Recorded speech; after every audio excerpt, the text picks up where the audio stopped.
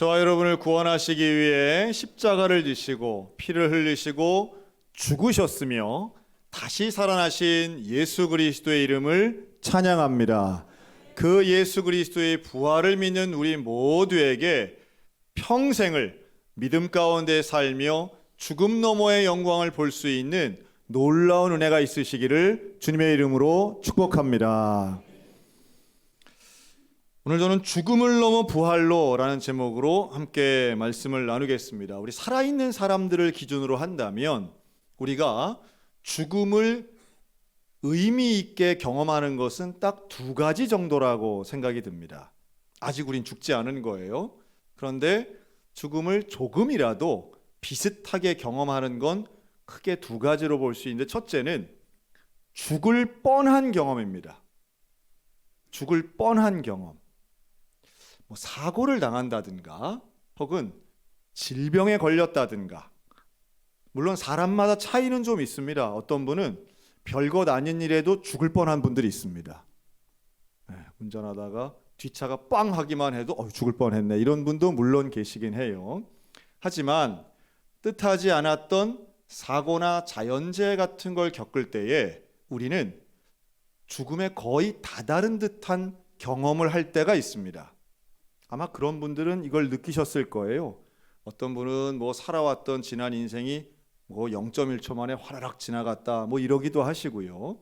또 어떤 분들은 사형 언도나 다름없는 이제 시한부 같은 중증 질환에 대한 진단을 받으실 때에 내가 살아온 인생이 참 허무하다. 최소한 비슷한 것은 이런 게 있습니다. 내가 지금까지 중요하다고 생각한 게 하나도 중요하지 않은 경험을 하시는 거예요.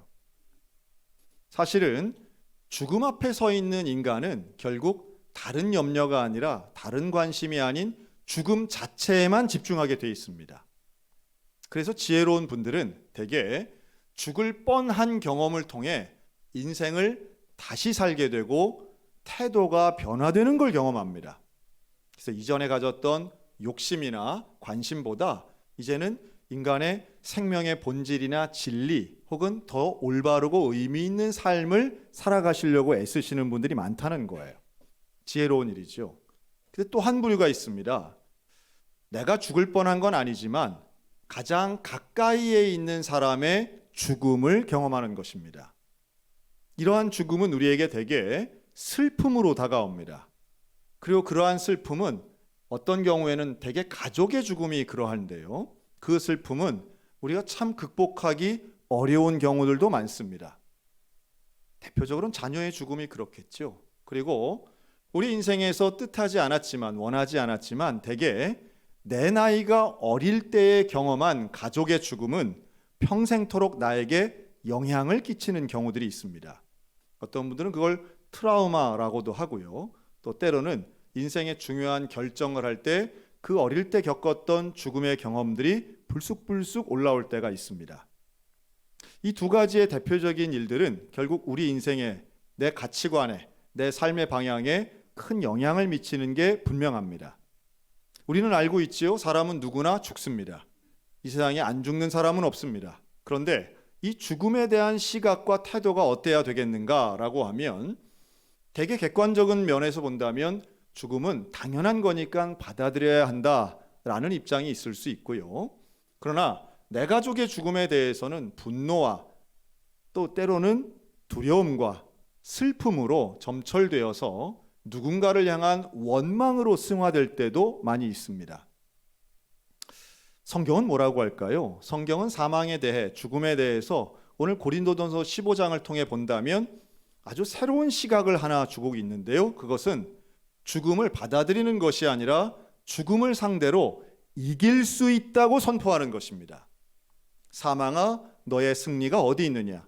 사망아, 너의 쏘는 것이 어디 있느냐라고 말씀하면서 이 사망에 대한 근본적인 질문을 하고 있습니다. 여러분, 인간에게 있어서 사망은 왜 생겼을까요? 왜 인간은 죽음이 당연한 일로 이루어져 있을까요? 성경은 죄의 삭시 사망이라고 말합니다. 죄의 결과로 인간은 죽음을 맞이한다고 말하고 있습니다. 다시 말해 사망이 문제가 아니라 죄가 문제라고 하는 시각입니다. 그리고 이 죄의 문제를 해결하기 위해 예수님은 십자가에 달려 돌아가셨고 그 보혈의 공로를 의지받아 죄 사함을 받은 사람은 당연히 사망의 문제도 해결될 수 있는 줄로 믿습니다. 그게 기독교의 구원관입니다. 그게 바로 우리가 믿고 있는 예수 그리스도를 통한 생명의 구원, 영생의 소유의 논리입니다. 그래서 우리는 부활의 신앙을 가진 사람은 이 사망에 대한, 죽음에 대한 시각이 달라지게 됩니다.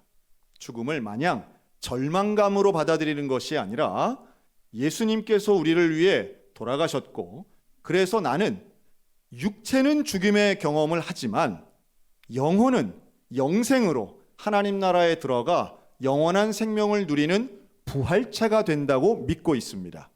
전혀 다른 것이죠. 어떻게 다른가 하면 예수님 없는 죽음은 마지막이고 끝일지 모르겠으나 예수 그리스도가 있는 죽음은 부활을 향한 과정이 된다는 이야기입니다. 그래서 우리에게는 죽음의 이별은 슬픈지언정 죽음이 우리의 인생 자체를 갉아먹거나 멸망시키지 않는다고 믿고 있습니다. 그리고 이러한 죽음에 대한 이해는 부활의 신앙으로 새롭게 봄으로 가족의 죽음이 슬프긴 한 일이긴 분명하지만 그 슬픔 너머에 있는 부활의 소망을 볼 수 있는 줄로 믿습니다. 그러면 어떻게 되는가? 오늘 사도 바울은 우리에게 명확하게 요구하고 있는데요. 그러니 너희는 견실하고 흔들리지 말고 주의 일에 더욱 힘쓰는 자들이 되라고 말씀합니다. 여러분, 초대교회는요, 함께 예수 믿다가 그 예수 믿는 신앙 때문에 잡혀 죽거나 고난당하시는 분들이 참 많았습니다. 순교당하시는 분들도 많았지만 이 신앙 때문에 세상적으로 누려야 할 것들을 누리지 못하고 자발적 고난에 동참하신 분들이 참 많았어요. 그러니 삶이 힘들고 어려웠을 겁니다. 그리고 남들보다 일찍 죽기도 했습니다. 그런데 그 죽음의 순간에 누구를 원망하기보다 오히려 흔들림 없이 주의 일에 복음 전파의 사명에 더 확실하게 설 수 있었던 것은 이들이 냉정했기 때문이 아니라 부활에 대한 믿음이 있었기 때문이라는 거예요. 오늘 저와 여러분들 가운데에도 이 부활의 신앙, 부활에 대한 믿음을 가지고 고난을 이겨내고 슬픔을 극복하는 하나님의 믿음의 백성들 되시기를 주님의 이름으로 축원합니다. 우리 교단은 아니지만 예성에서 활동하신 유명한 목사님 한 분이 계십니다. 김신환 목사님이란 분이세요. 이 목사님은 우리 서울신학대학을 나오시고 그리고 예성에서 교회 개척 사역을 평생토록 하신 분이십니다.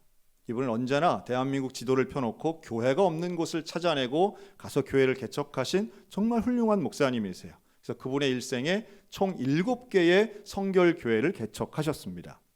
개척한 교회마다 성장했고 하나님의 귀한 사명을 잘 감당하셨습니다.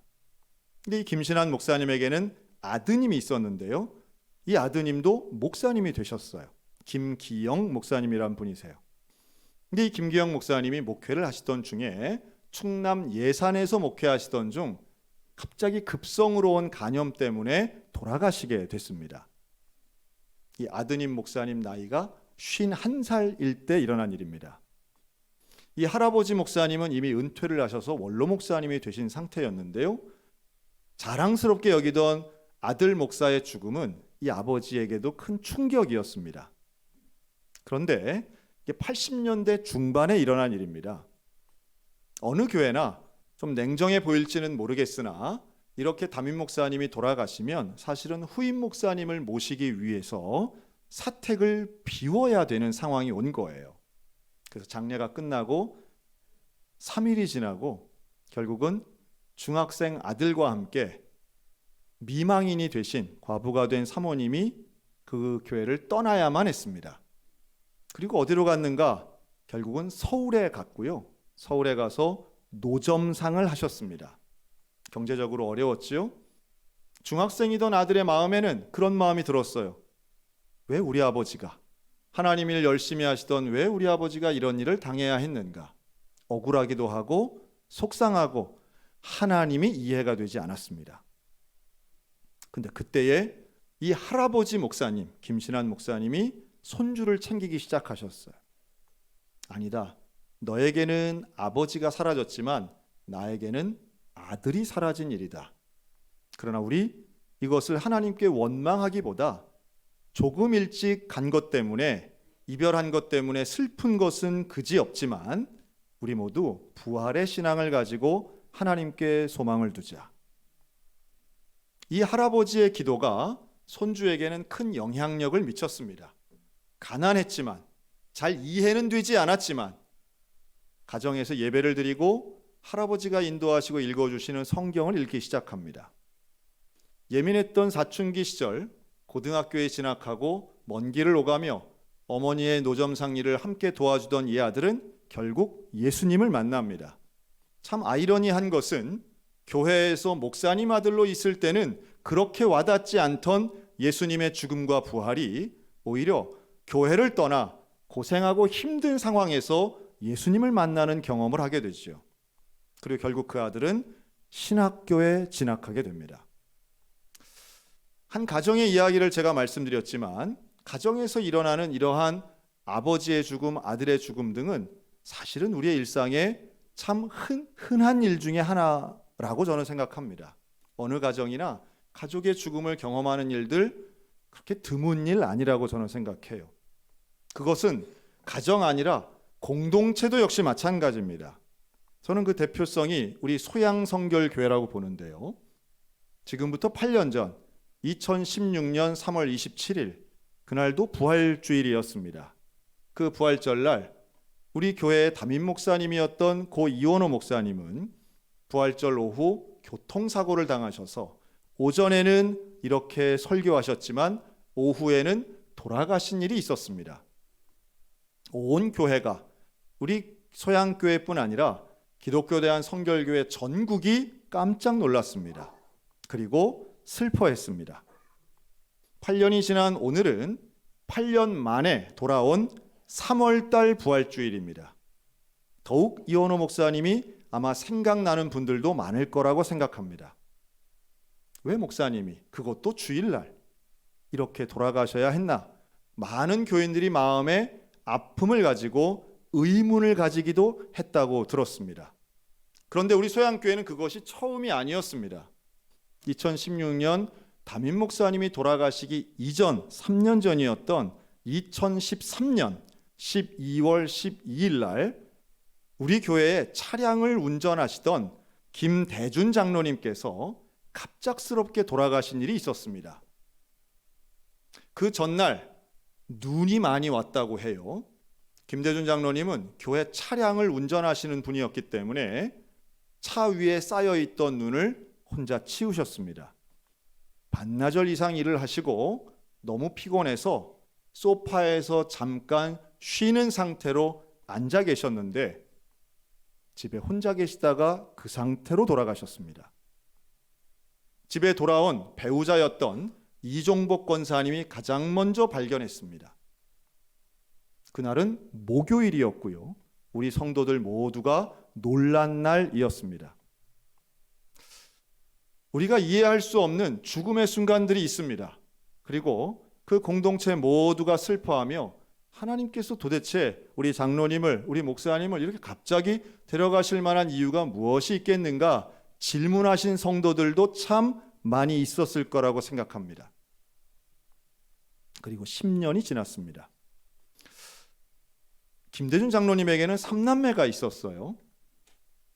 위로 두 자녀는 이미 그때도 성인이었습니다. 그런데 그 집에는 막내 아들이 있었습니다. 그리고 그 막내 아들은 당시 고등학생이었습니다. 장로님은 차량을 운행하면서 항상 막내 아들을 조수석에 태우고 다녔다고 해요.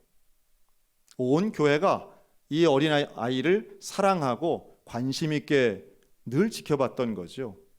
최소한 이 막내 아들에게는 아버지는 어떤 분이었냐 하면 세상에서 가장 친절한 사람, 나의 말을 가장 잘 들어주는 사람, 나와 가장 많은 시간을 보내며 창의적으로 함께 대화했던 사람. 그런데 그 아버지가 돌아가신 거예요. 이 아들이 명확히 기억합니다. 그날을 어떻게 기억하느냐 하면 피곤해서 소파에 앉아 계신 아버지에게 저 밖에 좀 나갔다 올게요. 그때 살짝 눈을 떠서 아들을 지켜본 그 순간이 마지막이었던 거예요. 이 아들은 아버지의 허망한 죽음 앞에 두 가지 생각을 합니다. 아버지의 죽음의 원인은 이 두 가지 때문이다. 첫째는 교회 때문이다. 우리 아버지 교회를 위해서 이렇게 열심히 일하셨는데 이렇게 죽으면 안 되는 거다.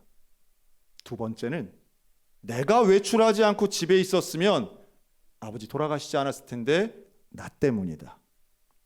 이 두 가지 생각을 하니까 이 아들의 마음은 힘들고 어려워집니다. 하나님에 대한 저항감이 생기고 교회에 대한 반감이 생겼습니다. 그래서 장례가 끝나고 교회를 떠나게 됩니다. 안타깝지요? 그러나 이러한 일들은 사실은 우리의 일상생활에 얼마나 많이 있는지 몰라요. 교회를 향해 내가 이해할 수 없는 상황과 고난 앞에서 하나님을 부정하거나 교회를 반대하거나 하나님의 진리를 등지는 일들은 지금도 있습니다. 인간이 경험하는 고난의 여러 종류가 있지만 죽음의 고난은 잘 설명되지 않습니다. 납득이 안 되지요. 그리고 10년의 세월이 지났습니다. 김대중 장로님의 막내 아들의 이름은 김한솔 형제입니다. 이 김한솔 형제는 10대가 지나고 이제 20대 중반이 되었는데요.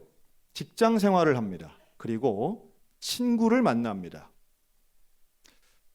고등부 때 교회에서 만나서 서로 알고 지내던 사이였던 자매를 교회 밖에서 만나게 되고요. 둘은 서로 사귀고 사랑을 키워갑니다. 그리고 그 사랑을 키워가는 가운데에 자매가 전한 복음을 받아들입니다. 그 복음은 분명히 교회에서 자라면서 들었던 이야기들이었어요. 그런데 교제를 하면서 사랑을 하는 사람에게 듣는 복음은 달랐습니다. 물론 이 형제를 위해 기도하는 어머니가 있었고 이 형제를 위해 기도하는 성도들이 있었습니다. 그리고 결국 아버지가 돌아가신 지 10년이 지나 이 아들은 다시 소양교회로 돌아왔습니다.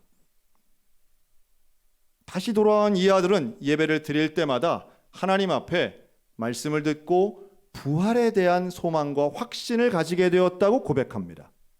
저는 교제와 연애 혹은 결혼, 우리 꼭 이성 간의 교제가 아니더라도요, 여러분 좋은 교제는 어떤 교제인지 아세요? 사귀면 사귈수록 거룩해지는 관계가 사실은 좋은 교제라고 생각합니다. 만나면 만날수록 하나님을 향하여, 진리를 향하여, 생명을 향하여 나가는 것이 좋은 관계이지, 만날수록 하나님과 멀어지고 진리와 멀어지고 거룩관과는 거리가 멀어진다면 그것은 아무리 이득을 주고 아무리 쾌락을 준다 해도 좋은 관계가 될 수 없습니다. 감사하게도 김한솔 형제는 그렇게 교회로 돌아오게 되었고 하나님 앞에 예배를 드리는 사람이 되었으며 이 두 사람은 돌아오는 토요일 결혼을 하기로 되어 있습니다. 여러분, 몇 주 전 우리 교회는 임직식을 했습니다. 그 임직을 받는 분들 중에 누가 있었는가 하면 이원호 목사님의 큰 사위인 김정현 집사님이 있었습니다. 이 김정현 집사님이 저에게 이런 고백을 하는 거예요. 목사님, 저는 결혼을 하고 이원호 목사님과 한 집에서 살았습니다. 저는 장인어른이라고 하지 않고 아버지라고 불렀습니다. 그런데 한 집에 살면서 이원호 목사님의 모습을, 이런저런 모습을 보게 되었는데 잊을 수 없는 장면이 있다는 거예요. 그것은 목사님이 돌아가시기 얼마 전 우리 소양교회에선 임직식이 있었는데 임직하는 과정 중에 성도들과 힘들어 하시는 모습을 봤다는 거예요. 여러분, 저도 임직하면서 참 어려웠던 경험들이 많이 있습니다. 그게 뭔지 대충 알 것 같더라고요. 그러면서 이 큰 사위는 그렇게 생각했다고 그래요. 나는 아직 아무것도 아니지만 혹여 교회에서 내게 어떤 직분이나 사명을 주신다면 나는 절대로 목사님 힘들게 하는 사람 되지 말아야지. 그런 생각을 했다는 거예요. 그러면서 올해 사무총회를 통해 임직 대상자가 되었을 때 저를 찾아와서 그런 이야기를 합니다. 목사님, 무조건 순종하겠습니다. 저희 아버지에게 효도하는 것도 마찬가지지만 아무리 생각해도 우리 장인어른 아버님이 원하시는 길, 교회에 순종하고 하나님 일에 충성하고 협조하는 일이라고 생각합니다. 갑작스런 죽음의 슬픔의 장면이 있습니다. 그러나 흔들리지 않고 견실하여 주의 일에 힘쓰는 자가 되라고 하는 사도 바울의 가르침을 최소한 이원호 목사님의 후손들, 김대준 장로님의 후손들은 저는 지키고 있다고 믿고 있습니다. 그리고 그 3월 10일 임직식 하는 날 저는 저 피아노 옆에 앉아 있었는데요. 하여튼 저 개인적인 차원이었습니다. 한 장면이 딱 눈에 들어오는 거예요. 바로 안수 집사가 되는 임직자로서 김정현 집사님은 이 성가대 자리에 앉아 있었고요. 또 꽃다발을 들고 축하하러 왔던 우리 김한솔 형제는 저 2층에 앉아 있는 겁니다. 그런데 그 예배에 설교자로 나왔던 그 김창현 목사님은 바로 제가 오늘 설교 초반부에 말씀드린 그 할아버지 목사님의 손자였습니다. 그 김신환 목사님, 지금은 돌아가셨지만 죽은 아들을 대신해서 손자에게 안수하고 함께 지도를 펴고 우리 사명을 이어가자, 아버지가 못다한 사명 우리가 이어가자라고 부활의 신앙을 가르쳤던 그 할아버지의 신앙을 이어받고 신학교를 졸업한 후 철원 성결교회의 담임 목사로 심우하시는 그 김창현 목사님이 이 강단에서 설교하셨습니다. 저에게만 보였던 그 장면은 일찍 돌아가신 아버지 때문에 10대 때 힘들어하던 아들들의 모습도 잠깐 보였고요. 그러나 부활의 신앙으로 10대 시절의 어려움이 평생을 집어삼킨 것이 아니라 부활의 신앙으로 극복하고 이겨내며 사명을 붙잡고 미래를 향해 걸어가는 하나님의 일꾼들이 보였습니다. 다 말할 수 없습니다. 우리 이번에 임직 받으신 분들 중에는요, 목사님 자녀들 많이 계세요. 그리고 그분들 중엔 이런 비슷한 스토리가 더 많이 있습니다. 하나님이 일하시는 방법을 보면 한 장면만 놓고 보면 잘 이해가 안 될 때가 있습니다. 왜 이런 아픔을 주시나? 왜 이런 질병을 주시나? 그러나 긴 인생을 놓고 본다면, 아니 2대 3대를 놓고 본다면 하나님이 이렇게 사용하시려고 하나님은 이런 고난도 사용하시는구나 라고 깨닫게 됩니다. 여러분, 죽음이 없는 부활은 없습니다. 십자가가 없는 영광은 없습니다. 누구에게나 고난의 시절이 있고 누구에게나 이해 안 되는 억울한 상황은 누구에게나 있습니다. 그러나 명확한 것은 그러할지라도 흔들리지 말고 견실하여 주의 일에 힘쓰는 자들이 되라. 그리하면 너희가 노력하고 너희가 헌신하는 그 신앙이 결코 헛된 일이 되지 않으리라. 우리 주님은 약속하고 있어요. 사도 바울이 고린도 교인들에게 가르치는 것도 똑같습니다. 우리의 신앙은 결코 헛된 일이 아닙니다. 우리의 믿음은 하나님이 하시고 우리의 고난의 상황은 주님이 함께 하십니다. 여러분, 고난 너머에 있는 부활의 영광을 보는 믿음의 눈이 있으시기를 주의 이름으로 축복합니다. 우리의 수고는 헛되지 않고 부활은 우리의 생명을 살아가는 놀라운 능력이 됩니다. 앞으로도 우리는 여전히 고난을 경험할 것입니다. 우리 교회에 여전히 슬픈 죽음들은 경험될 것입니다. 그러나 분명한 것은 그 너머에 있는 부활의 은혜는 여전히 우리를 인도하실 것입니다. 주님과 함께하는 우리 모두 가운데 부활의 소망이 믿음이 되어 확신 가운데 걸어가며 사명을 붙잡고 승리하는 우리 거룩한 소양성결교회 모든 믿음의 성도들 다 되시기를 주님의 이름으로 축원합니다. 아멘. 기도하겠습니다.